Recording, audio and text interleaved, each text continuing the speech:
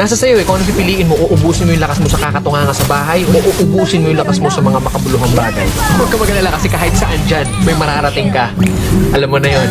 Dahil ganito kasi yan. Dahil lang alam mong matagal at mapapagod ka, hindi ka natutuloy. So wala kang mararating kung hindi mo pipihitin yung susi sa loob ng ulo mo. Gaano man kataas ang pangarap mo sa buhay, huwag kang matatakot sa pagod at sakripisyo dahil parte yun eh. Hindi ka makakakain ng kanin kung hindi mo sasaingin. Hindi ka makakakain ng ulam kung hindi mo lulutuin. Lahat ng bagay kailangan kilusan mo muna sa umpisa. Hindi tatakbo ang sasakyan kung hindi mo sususian. Kung hindi mo lalagyan ng gasolina, hindi yung tatakbo sa kung saan mo siyang direksyon dapat dalhin.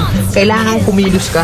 Kailangan ng lakas mo para marating mo kung ano yung gusto mong marating sa buhay. Kasi kung hihiga ka lang dyan, wala mangyayari talaga sa'yo. Hindi po pwede na inaasal natin lahat sa Diyos na parang nasa Diyos. Lagi kong idadasal sa Diyos. Hindi po pwede yun. Sabi nga nila, di ba, nasa Diyos ang awa, nasa tao ang gawa. So depende yan sa'yo kung ano yung gusto mong kilos. Sabi nga, work smart, not hard. Hard work na yung ginagawa mo, pero sablay naman yung mga diskarte mo, wala rin mangyayari, di ba? Smart move yung ginagawa mo, pero swabe lahat.